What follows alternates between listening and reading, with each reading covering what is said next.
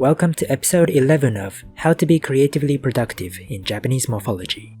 If you missed the previous episode, which was released in October 2021, please click the card above. In today's episode, you will learn how to use the suffix katsu creatively. The kanji character katsu on its own has the following meanings. 1. To be alive. 2. To give life. And 3. To be lively.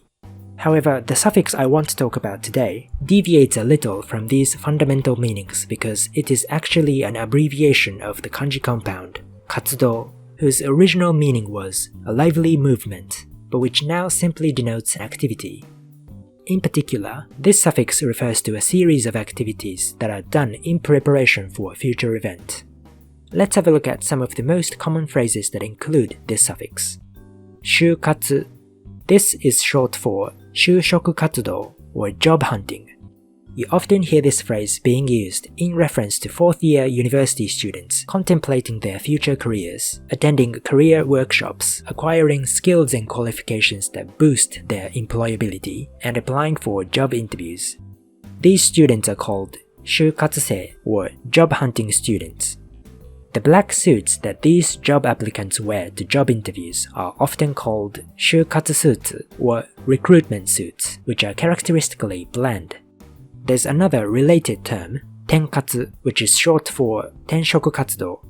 Tenshoku means to change jobs, so tenkatsu refers to the act of actively seeking a new job. Shūkatsu. This is a pun on the previous phrase, and it refers to the act of preparing for your own death by arranging your own funeral, writing your will, and expressing your preference as to whether you want to receive life-prolonging treatment. The purposes of shūkatsu are usually to allow yourself to die in a dignified manner, to alleviate the financial burden on your offspring and relatives, and to prevent an unnecessary familial feud over inheritance.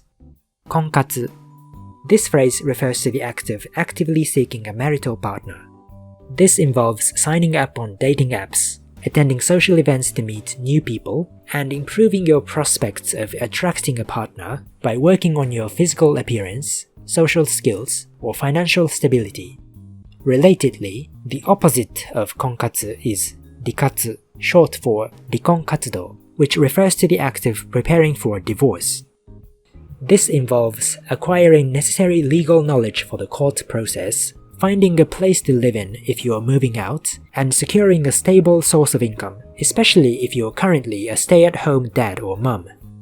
Finally, let's talk about a more recent term that is not as well known as the previous terms, but has attracted quite a lot of media attention over the last several years, namely papakatsu. Papakatsu refers to the act of dating an older man in order to receive money from him. In other words, having a sugar daddy.